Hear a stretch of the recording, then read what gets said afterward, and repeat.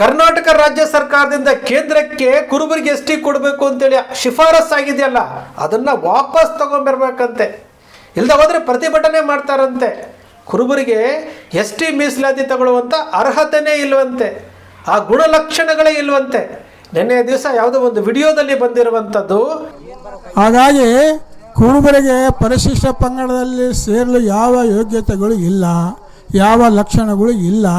ಸಿದ್ದರಾಮಯ್ಯ ಪ್ರಸ್ತಾವನೆ ಮಾಡಿದ್ರೆ ಕೇಂದ್ರ ಸರ್ಕಾರದಲ್ಲಿ ಇದು ಆಗೋದೇ ಇಲ್ಲ, ಮತ್ತೆ ವಾಪಸ್ ಬರ್ತದೆ. ಒಂದು ಸಲ ಎರಡು ಸಲ ವಾಪಸ್ ಬಂದು ಇದೊಂದು ಸಲ ವಾಪಸ್ ಬಂದು ತಿರುಗಿ ಅವರು ಎಸ್ ಟಿ ಪಟ್ಟಿಯಲ್ಲಿ ಸೇರೋದೇ ಇಲ್ಲ. ಅಲ್ಲಿಯವರೆಗೆ ನಾವು ಕೂತ್ಕೋಬಾರ್ದು, ನಮ್ಮ ಹೋರಾಟಗಳು ನಿರಂತರವಾಗಿರಬೇಕು. ಕುರುಬರು ಎಷ್ಟಾಗಿ ಬಂದರೆ ನಮ್ಮ ಕತೆ ಮುಗೀತು, ನಮ್ಮ ಕತೆನೇ ಮುಗಿದೋತವ್ರು ಎಷ್ಟಾಗಿ ಬಂದರೆ. ಕತೆ ಮುಗಿಯೋದಕ್ಕಿಂತ ಮುಂಚೆನೇ ಹೋರಾಟ ಮಾಡಬೇಕು. ಏನಪ್ಪ ಸಿದ್ದರಾಮಯ್ಯ ನಾವು ಇಷ್ಟೇ ಕೇಳ್ತೀವಿ, ನೀವು ವಾಲ್ಮೀಕಿ ನಾಯಕ ಸಮಾಜವನ್ನು ಎದುರು ಕಟ್ಕೊಂಡ್ರೆ ನೀವು ಉದ್ಧಾರ ಆಗಲ್ಲ. ಈಗ ಅವರೇನು ಕೇಂದ್ರ ಸರ್ಕಾರಕ್ಕೆ ಪ್ರಸ್ತಾವನೆಯನ್ನು ಕಳಿಸಿದ್ದಾರೆ, ಆ ಪ್ರಸ್ತಾವನೆಯನ್ನು ಸಿದ್ದರಾಮಯ್ಯ ಸಾಹೇಬರು ವಾಪಸ್ ತರಬೇಕು. ವಾಪಸ್ ತಂದಾಗ ಮಾತ್ರ ನಮ್ಮ ಚಳವಳಿಗಳು ನಿಲ್ತಾವೆ. ಆ ವಿಡಿಯೋದಲ್ಲಿ ಅವ್ರು ಹೇಳ್ತಾರೆ, ಕುರುಬರು ಎಸ್ ಟಿ ಮೀಸಲಾತಿ ಪಡೆಯೋದಕ್ಕೆ ಅರ್ಹರೇ ಅಲ್ಲ, ಮಾಹಿತಿನೇ ಇಲ್ಲದಂತೆ ಏನೋ ಸಿಗುತ್ತೆ ಏನೋ ಮಾತಾಡೋದಲ್ಲ ಸ್ನೇಹಿತರೆ. ಉಗ್ರಪ್ಪನವರು ಮತ್ತು ವೀರಣ್ಣನವರು ಅವರಿಬ್ಬರ ಚಾಣಾಕ್ಷತನದಿಂದ ವಾಲ್ಮೀಕಿ ಸಮುದಾಯಕ್ಕೆ ಎಸ್ ಟಿ ಮೀಸಲಾತಿ ಸಿಕ್ಕಿದ್ದು. ದೇವೇಗೌಡರು ಪ್ರಧಾನಮಂತ್ರಿಯಾಗಿ ಇಳಿದಿರ್ತಾರೆ, ಚಂದ್ರಶೇಖರ್ ಪ್ರಧಾನಮಂತ್ರಿ ಆಗಿರ್ತಾರೆ. ದೇವೇಗೌಡರ ಸಹಕಾರದೊಂದಿಗೆ ಕರ್ನಾಟಕದಲ್ಲೇ ಇಲ್ಲದಂತಹ ನಾಯಿಕಡ ಸಮುದಾಯ. ನಾವು ಸತ್ಯ ಮಾತಾಡಬೇಕಾಗತ್ತೆ, ಮಾಹಿತಿ ತಿಳ್ಕೊಳ್ಳಿ ದಯಮಾಡಿ. ನಮಗೆ ಯಾರ ಮೇಲೇನೂ ದ್ವೇಷ ಇಲ್ಲ, ನಾವು ಯಾರ ಹಕ್ಕುಗಳನ್ನು ಕಸ್ಕೊಳ್ತಾ ಇಲ್ಲ. ನಮ್ಮ ಹಕ್ಕುಗಳಿಗೆ ನಮಗೆ ಹಕ್ಕನ್ನು ಕೊಡಬೇಡಿ ಅಂತ ಹೇಳುವಂಥ ಹಕ್ಕು ಯಾರಿಗೂ ಇಲ್ಲ. ಈ ಸಂವಿಧಾನ ಎಲ್ಲರಿಗೂ ಹಕ್ಕು ಕೊಟ್ಟಿರುವಂಥದ್ದು. ನಮ್ಮ ಕರ್ನಾಟಕದಲ್ಲೇ ಇಲ್ಲದಂತಹ ನಾಯಿಕಡ ಸಮುದಾಯ, ಮಹಾರಾಷ್ಟ್ರ ಸೌರಾಷ್ಟ್ರ ಬಾಡಲಿ ಕಾಡಲ್ಲಿ ವಾಸ ಮಾಡುವಂತಹ ನಾಯಿಕಡ ಸಮುದಾಯ ಅಂತ ಒಂದಿದೆ. ಆ ನಾಯಿಕಡ ಸಮುದಾಯ, ನಾಯಕ ಸಮುದಾಯ ಎರಡೂ ಒಂದೇ ಅಂತೇಳಿ ಉಗ್ರಪ್ಪನವರು ಮತ್ತು ವೀರಣ್ಣನವರು ಆ ದಾಖಲೆಯನ್ನು ತೆಗೆದುಕೊಂಡು ಹೋಗಿ ಸಮಾನಾರ್ಥ ಪದ ಅಂತ ಹೇಳಿ ಕೇಂದ್ರ ಸರ್ಕಾರಕ್ಕೆ ಕೊಟ್ಟು, ಚಂದ್ರಶೇಖರ್ ಅವರಿಗೆ ಕೊಟ್ಟು, ದೇವೇಗೌಡರ ಸಹಕಾರದಿಂದ ಕೊಟ್ಟು ನೇರವಾಗಿ ರಾಷ್ಟ್ರಪತಿಗಳ ಅಂಕಿತ ಹಾಕಿಸ್ಕೊಂಡು ಬರ್ತಾರೆ. ಯಾವುದೇ ಕುಲಶಾಸ್ತ್ರೀಯ ಅಧ್ಯಯನ ಇಲ್ಲ, ಯಾವುದೇ ಕುಲಶಾಸ್ತ್ರೀಯ ಅಧ್ಯಯನ ಇಲ್ಲ, ಇವತ್ತಿನವರೆಗೂ ಆಗಿಲ್ಲ. ಇವರು ವಾಪಸ್ ತಗೊಂಬನ್ನಿ ಅಂತ ಹೇಳ್ತಾರಲ್ಲ, ವಾಪಸ್ ತರಿಸ್ಕೊಳ್ಳಿ, ಪ್ರತಿಭಟನೆ ಮಾಡ್ತೀನಿ ಅಂತ ಹೇಳ್ತಾರೆ. ಯಾರೋ ನಮ್ಮ ಸ್ನೇಹಿತರು ಹೇಳ್ತಾರಲ್ಲ, ಕುಲಶಾಸ್ತ್ರೀಯ ಅಧ್ಯಯನನೇ ಆಗಿಲ್ಲ ಇವ್ರದ್ದು ಕುಲಶಾಸ್ತ್ರೀಯ ಅಧ್ಯಯನ ಆಗೋವರೆಗೂ ಇವ್ರದ್ದು ವಾಪಸ್ ತಗೊಳ್ಳಿ ಅಂತೇಳಿ ಹೇಳ್ಬೋದಲ್ಲ. ಕುಲಶಾಸ್ತ್ರ ಅಧ್ಯಯನ ಮಾಡಿಸಿ ಅಂತ ನಾವು ಹೇಳ್ಬೋದಲ್ಲ. ಆ ಮನಸ್ಸು ಹಾಲು ಮತಸ್ಥರಿಗಿಲ್ಲ ರೀ. ನಾವು ಇನ್ನೊಬ್ಬರನ್ನು ಬನ್ನಿ ಅಂತ ಕರಿತೀವಿ. ವಿಷಯ ತಿಳ್ಕೊಳ್ಳಿ. 1950ನೇ ಇಸ್ವಿ ಗೆಡ್ಜೆಟ್ನಲ್ಲಿ 6 ಜಾತಿಗಳಲ್ಲಿ 2 ಜಾತಿಗಳು ಕುರುಬರದಿತ್ತು. 2 ಜಾತಿಗಳು. ಅವಾಗ ವಾಲ್ಮೀಕಿ ಸಮುದಾಯ ಆಗಲಿ ಯಾರೂ ಇರಲಿಲ್ಲ, 6 ಜಾತಿ ಇದ್ದಿದ್ದು. 1976ನೇ ಇಸ್ವಿಯ ಒಂದು ನೋಟಿಫಿಕೇಶನ್ನಲ್ಲಿ, ಗೆಡ್ಜೆಟ್ ಕಾಪಿನಲ್ಲಿ 6 ಜಾತಿಗಳು, 7 ಜಾತಿಗಳಿಗೆ ಸಂಬಂಧಪಟ್ಟಂತಹ ಕುರುಬರಿಗೆ ಸೇರಿದಂತಹ ಎಸ್ ಟಿ ಪಟ್ಟಿಯಲ್ಲಿದ್ದಿರುವಂಥದ್ದು. ಇವತ್ತಿಗೂ ಸಹ 7 ಜಾತಿಗಳು ಎಸ್ ಟಿ ಪಟ್ಟಿನಲ್ಲಿದ್ದಾವೆ. ಕುರುಬ ಅಂತಲೇ ಇದೆ, ಕ್ರಮ ಸಂಖ್ಯೆ 28ರಲ್ಲಿ ಕುರುಬ ಅಂತಲೇ ಇದೆ. 76ನೇ ಇಸ್ವಿಯ ಗೆಡ್ಜೆಟ್ನಲ್ಲೂ ಸಹ ವಾಲ್ಮೀಕಿ ಸಮುದಾಯದ ಯಾವುದೇ ಪಂಗಡಗಳು ಎಸ್ ಟಿ ಪಟ್ಟಿಯಲ್ಲಿ ಇರಲಿಲ್ಲ. 1956ರಲ್ಲಿ ಲೋಕಸಭೆಯಲ್ಲಿ ಅಖಂಡ ಕರ್ನಾಟಕದ ಕುರುಬರಿಗೆ ಎಸ್ ಟಿ ಕೊಡಬೇಕು ಅಂತೇಳಿ ಅಲ್ಲಿ ಪ್ರಸ್ತಾಪ ಆಗುತ್ತೆ. ಅವತ್ತು ನಮ್ಮ ಸಮುದಾಯದ ಎಂಪಿಗಳು ಅವರ ಇಚ್ಛಾಶಕ್ತಿ ಕೊರತೆಯಿಂದಾಗಿ ನಮಗೆ ಎಸ್ ಟಿ ಸಿಗಲಿಲ್ಲ. ಅವತ್ತು 86ರಲ್ಲಿ ನಾವು ಎಸ್ ಟಿ ಪಟ್ಟಿಲಿ ಇರ್ತೀವಿ, ಶೈಕ್ಷಣಿಕವಾಗಿ ಎಸ್ ಟಿ ಪಟ್ಟಿನಲ್ಲಿ ಇರ್ತೀವಿ. ಅವತ್ತೂ ಸಹ ನಮ್ಮವರ ಇಚ್ಛಾಶಕ್ತಿಯ ಕೊರತೆಯಿಂದಾಗಿ ನಾವು ಕಳ್ಕೊಳ್ತೀವಿ. 91ನೇ ಇಸ್ವಿನಲ್ಲಿ ಉಗ್ರಪ್ಪನವರು ಪದೇ ಹೇಳ್ತಾ ಇದ್ದಾರೆ. ಮೊನ್ನೆ ಉಗ್ರಪ್ಪನವರು ಪ್ರೆಸ್ ಮೀಟ್ ಮಾಡಿದ್ದಾರೆ ಮೈಸೂರಿನಲ್ಲಿ, ಎಲ್ಲ ಜಿಲ್ಲೆಯಲ್ಲಿ ಪ್ರೆಸ್ ಮೀಟ್ ಮಾಡ್ತಾ ಇದ್ದಾರೆ. ವೇದಿಕೆಯ ಮೇಲೆ ಹೇಳ್ತಾರೆ, ಕುರುಬರು ಎಸ್ ಟಿ ಮೀಸಲಾತಿಗೆ ಬರೋಕ್ಕೆ ನಮಗೇನು ಅಭ್ಯಂತರ ಇಲ್ಲ, ಪರ್ಸೆಂಟೇಜ್ ಜಾಸ್ತಿ ತಗೊಂಡು ಬನ್ನಿ. ಉಗ್ರಪ್ಪನವರು ಹೇಳ್ತಾರೆ ಅರ್ಹತೆ ಇದ್ದವರು ಯಾರು ಬೇಕಾದರೂ ಬರಬೇಕು ಅಂತೇಳಿ. ಇಲ್ಲಿ ವೇದಿಕೆ ಸಿಕ್ಬಿಡ್ತು, ಜನ ಸೇರಿಬಿಟ್ರು ಅಂತ ಮಾತಾಡೋದಲ್ಲ. ಇವತ್ತು ಏನು ವಾಲ್ಮೀಕಿ ಸಮುದಾಯ ST ಮೀಸಲಾತಿಯಲ್ಲಿ ಬಂದಿದೆ, ಅದನ್ನು ವಿರೋಧ ಮಾಡಬೇಕು, ಅದನ್ನು ತೆಗಿಬೇಕು ಅಂತೇಳಿ ಅಂಬೇಡ್ಕರ್ ಪೀಪಲ್ಸ್ ಪಾರ್ಟಿಯ ವಕೀಲರಾದಂತಹ ದೇವಮಿತ್ರರವರು, ಅಂಬೇಡ್ಕರ್ ಪೀಪಲ್ಸ್ ಪಾರ್ಟಿಯ ಅಧ್ಯಕ್ಷರು ಪ್ರೆಸ್ ಮೀಟ್ಗಳು ರಾಯಚೂರು ಆಗಿರ್ಬೋದು, ಹರಪನಹಳ್ಳಿಯಲ್ಲಿ ಪ್ರತಿಭಟನೆ ಮಾಡಿದ್ದಾರೆ, ಮನವಿಗಳನ್ನು ಕೊಟ್ಟಿದ್ದಾರೆ, ಕೋರ್ಟ್ಗೂ ಹೋಗಿದ್ದಾರೆ, ದಾಖಲೆಗಳನ್ನು ಇಟ್ಕೊಂಡು ಹೇಳಿರುವಂಥದ್ದು. ಇದು ನಾವು ಸೃಷ್ಟಿ ಮಾಡಿರುವಂಥದ್ದಲ್ಲ. ಆದರೂ ಸಹ ನಮ್ಮ ಜಗದ್ಗುರುಗಳು ಅವ್ರು ಹೇಳಿರುವಂಥದ್ದು ಏನಂದರೆ, ಎಲ್ಲರೂ ನಮ್ಮವರೇ, ವಾಲ್ಮೀಕಿ ಸಮುದಾಯದವರು ನಮ್ಮವರೇ, ಎಲ್ಲ ಹಿಂದೂ ನಮ್ಮವರೇ, ಇನ್ನೊಬ್ಬರನ್ನು ಕಸ್ಕೊಂಡು ಇದು ಮಾಡೋವಂಥದ್ದು ಹಾಲು ಮತಸ್ಥರ ಗುಣ ಅಲ್ಲ. ಎಲ್ಲರ ಜೊತೆಯಲ್ಲಿ ಸೇರ್ಕೊಂಡು ಹೋಗೋದೇ ಹಾಲು ಮತಸ್ಥರ ಗುಣ. ಇನ್ನೊಬ್ಬರಿಗೆ ಕೊಟ್ಟು ಖುಷಿ ಪಡುವಂಥದ್ದು ಹಾಲು ಮತಸ್ಥರ ಗುಣ. ನಮಗೆ ST ಮೀಸಲಾತಿಯಲ್ಲಿ ನಾವು ಪಟ್ಟಿಲಿದ್ದರೂ ಸಹ ನಮಗೆ ಅನ್ಯಾಯ ಆಗಿದೆ, ಅದು ಸರಿ ಹೋಗಬೇಕು. ಸರ್ಕಾರಗಳ ಮುಂದೆ ನಾವು ಬೇಡಿಕೆಯನ್ನು ಸಲ್ಲಿಸ್ತಾ ಇದ್ದೀವಿ. ನಮ್ಮದು ಕುಲಶಾಸ್ತ್ರೀಯ ಅಧ್ಯಯನ ಆಗಿ ಶಿಫಾರಸ್ಸಾಗಿದೆ. ಕೇಂದ್ರದಿಂದ ರಾಜ್ಯಕ್ಕೆ ಬಂದು ಸೋಷಿಯೋ ಎಕನಾಮಿಕ್ ಸ್ಟೇಟಸನ್ನು ಲೇಟೆಸ್ಟ್ ಕೇಳಿದರೆ ಅದನ್ನು ಕೊಟ್ಟಿದ್ದೇವೆ. ಕೇಂದ್ರದಲ್ಲಿ ಜಗದ್ಗುರುಗಳು ಮತ್ತು ಹಾಲುಮತ ಮಹಾಸಭಾದ ರುದ್ರಣ್ಣ ಗುಳುಗುಳಿಯವರು ನಿರಂತರವಾಗಿ ಪ್ರಯತ್ನ ಮಾಡ್ತಾ ಇದ್ದಾರೆ. ಸಂವಿಧಾನಬದ್ಧವಾಗಿ, ಕಾನೂನುಬದ್ಧವಾಗಿ ನಾವು ಪ್ರಜಾಪ್ರಭುತ್ವ ರಾಷ್ಟ್ರದಲ್ಲಿ ಡಾಕ್ಟರ್ BR ಅಂಬೇಡ್ಕರ್ ಕೊಟ್ಟಿರುವಂಥ ಸಂವಿಧಾನದ ಅಡಿನಲ್ಲಿ ನಾವು ಮೀಸಲಾತಿಯನ್ನು ವಿಸ್ತಾರ ಮಾಡ್ಕೊಳ್ತೇವೆ.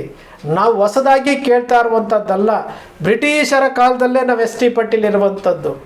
ನಾವು 91ರಲ್ಲಿ ಬಂದಿರೋರಲ್ಲ. ನಾವು 56ರಲ್ಲೇ ಲೋಕಸಭೆಯಲ್ಲಿ ಪ್ರಸ್ತಾಪ ಮಾಡಿರುವಂಥದ್ದು, 50ನೇ ಇಸ್ವಿನಲ್ಲೇ ಗೆಜೆಟ್ಟಲ್ಲಿ ಇರುವಂಥದ್ದು, 76ನೇ ಇಸ್ವಿನಲ್ಲೇ ನಮ್ಮ ಕುರುಬ ಸಮುದಾಯಕ್ಕೆ ಸೇರಿರುವಂತಹ 6 ಜಾತಿಗಳು ಇವತ್ತಿಗೂ ಸಹ ಬೆಟ್ಟ ಕುರುಬ ಒಂದು ಸೇರಿಕೊಂಡು ಒಟ್ಟು 7 ಜಾತಿಗಳು, 52 ST ಪಟ್ಟಿಯಲ್ಲಿರುವಂತಹ ಜಾತಿಗಳಲ್ಲಿ 7 ಜಾತಿಗಳಿಗೂ ಕುರುಬರಿಗೆ ಸಂಬಂಧಪಟ್ಟಂಥದ್ದು ಇವತ್ತಿಗೂ ಇದೆ. ಕ್ರಮ ಸಂಖ್ಯೆ 28ರಲ್ಲಿ ಕುರುಬ ಅಂತ ST ಪಟ್ಟಿನಲ್ಲಿದೆ. ಬೀದರ್ನಲ್ಲಿ ಗೊಂಡ ಇದೆ. ಬೀದರ್ನಲ್ಲಿ ಗೊಂಡ, ಜೇನು ಕುರುಬ, ಕಾಡು ಕುರುಬ, ಕಾಟು ನಾಯಕನ್, ಕುರುಮನ್ಸು, ಬೆಟ್ಟ ಕುರುಬ ಇಷ್ಟು ಇವತ್ತಿಗೂ ಇದೆ. ಇವ್ರು ಹೇಳ್ತಾ ಇದ್ದಾರೆ ಇವ್ರಿಗೆ ST ಸ್ಟೇಟಸ್ಸೇ ಇಲ್ಲ, ಕುಲಶಾಸ್ತ್ರೀಯ ಅಧ್ಯಯನ ಗುಣಗಳೇ ಇಲ್ಲ ಅಂತೇಳಿ. ಹಾಗಾದರೆ ಬ್ರಿಟಿಷ್ ಕಾಲದಲ್ಲಿ ST ಕೊಟ್ಟಿದ್ರಲ್ಲ, ಕೊಡಗಿನಲ್ಲಿ ST ಕೊಟ್ಟಿದ್ದಾರಲ್ಲ, ಬೀದರ್ನಲ್ಲಿ STನಲ್ಲಿ ಇದ್ದಾರಲ್ಲ, ಅವೆಲ್ಲ ಏನು? ಕರ್ನಾಟಕದಲ್ಲೇ ಇರುವಂತಹ ಸಮಾನಾರ್ಥ ಪದ. ಕೊಡಗಿನಲ್ಲಿರುವಂತಹ ಕುರುಬ ಅಂತಲೇ ಇದೆ. ದಾವಣಗೆರೆಯಲ್ಲಿರುವಂಥವನು ಕುರುಬನೇ, ಬೆಂಗಳೂರಿನಲ್ಲಿರುವಂತಹ ಕುರುಬನೇ, ಕೊಡಗಿನಲ್ಲಿರುವಂಥವನು ಕುರುಬನೇ. 28 ಕ್ರಮ ಸಂಖ್ಯೆ 28ರಲ್ಲಿ ಕುರುಬರು ST ಪಟ್ಟಿನಲ್ಲಿದ್ದಾರೆ. ಕೊಡಗು ಜಿಲ್ಲೆಗೆ ಸೀಮಿತ ಆಗಿದೆ. ಅಖಂಡ ಕರ್ನಾಟಕಕ್ಕೆ ವಿಸ್ತಾರ ಮಾಡಬೇಕು ಅಂತ ನಾವು ಕೇಳ್ತಾ ಇರುವಂಥದ್ದು. ಇನ್ನೊಬ್ಬರ ಹಕ್ಕನ್ನು ನೀವು ಕೊಡ್ಕೂಡ್ದು ಅಂತ ಹೇಳೋಕ್ಕೆ ಯಾರಿಗೂ ರೈಟ್ಸ್ ಇಲ್ಲ. ನಾವು ಸಹ ಕೇಳ್ಬೋದಲ್ಲ, ಇವ್ರದ್ದು ಕುಲಶಾಸ್ತ್ರೀಯ ಅಧ್ಯಯನ ಆಗಿಲ್ಲ, ಇವರಿಗೆ ಕುಲಶಾಸ್ತ್ರ ಅಧ್ಯಯನ ಇಲ್ಲ, ಕುಲಶಾಸ್ತ್ರ ಅಧ್ಯಯನ ಮಾಡಿಸೋವರೆಗೂ ಇವ್ರನ್ನ ಸಸ್ಪೆಂಡಲ್ಲಿ ಇಡಿ ಅಂತ ಹೇಳ್ಬೋದಲ್ಲ. ಇವ್ರಿಗೆ ST ಮೀಸಲಾತಿ ಇಲ್ಲ, ಅಂಬೇಡ್ಕರ್ ಪೀಪಲ್ ಪಾರ್ಟಿಯವರು ಹೇಳ್ತಾ ಇದ್ದಾರೆ ಅಂತ ನಾವು ಹೇಳ್ಬೋದಲ್ಲ. ಆದರೆ ಹಾಲು ಮತಸ್ಥರು ಯಾವತ್ತೂ ಯಾರಿಗೂ ಅನ್ಯಾಯ ಮಾಡೋದಿಲ್ಲ. ನಮಗೆ ನೋವಾದರೂ ಸಹ ನಾವು ತಡ್ಕೊಂಡಿರ್ತೀವಿ. ಯಾಕೆ ನಾವು ST ಮೀಸಲಾತಿ ಪಟ್ಟಿಲಿ ಬೇಕೇ ಬೇಕು ಅಂತೀರಂದರೆ, ಕುರುಬರ ಮೇಲೆ ನಡೀತಾ ಇರುವಂಥ ಅಟ್ರಾಸಿಟಿ ದೌರ್ಜನ್ಯಗಳು, ಸಾವಿರಾರು ದೌರ್ಜನ್ಯಗಳು RTI ಮೂಲಕ ತೆಗೆದುಕೊಂಡಿದ್ದೇವೆ.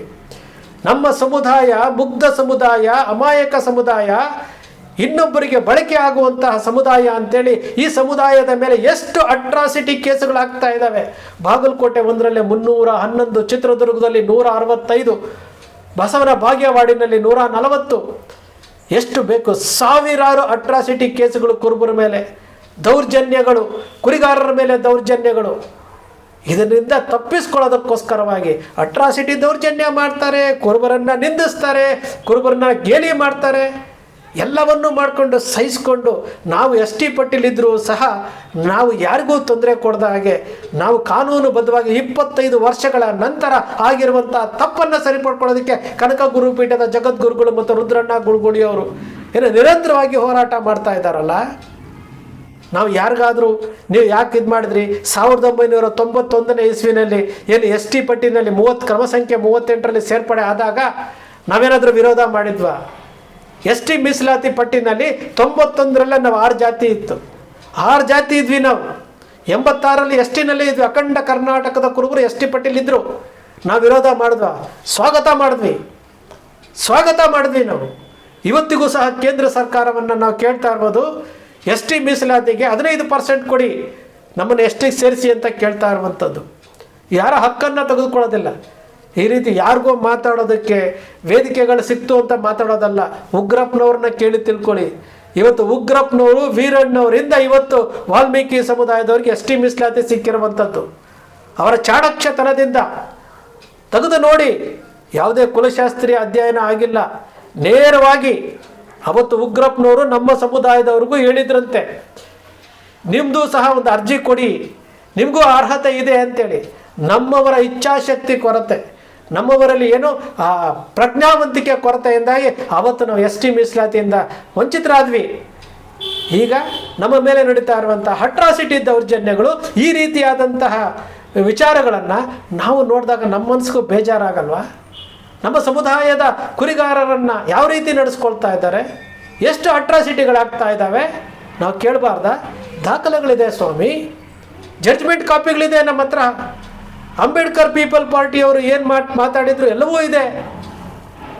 ಮತ್ತು ಯಾವ್ಯಾವ ಟೈಮ್ನಲ್ಲಿ ಏನೇನಾಯಿತು, ನಾಯ್ಕಡ ಸಮುದಾಯದವರ ಸ್ಟೇಟಸ್ ಏನು, ಕರ್ನಾಟಕದಲ್ಲಿ ನಾಯ್ಕಡ ಸಮುದಾಯ ಯಾವ್ಯಾವ ಜಿಲ್ಲೆಯಲ್ಲಿ ಎಷ್ಟೆಷ್ಟಿದ್ದಾರೆ, ಎಲ್ಲವೂ ಸಹ ದಾಖಲೆಗಳನ್ನು ಸಂಗ್ರಹಣ ಮಾಡಿಟ್ಟಿದ್ದೀವಿ. ಯಾಕಂದರೆ ನಾವು ಮಾಹಿತಿಗಳನ್ನು ತಿಳ್ಕೊಳ್ಳೋದಕ್ಕೆ ಸಂಗ್ರಹಣ ಮಾಡಿಟ್ಟಿದ್ದೀವಿ. ನಾವು ಯಾರನ್ನೂ ದ್ವೇಷ ಮಾಡೋದಿಲ್ಲ, ನಾವು ಯಾರಿಗೂ ತೊಂದರೆ ಮಾಡೋದಿಲ್ಲ.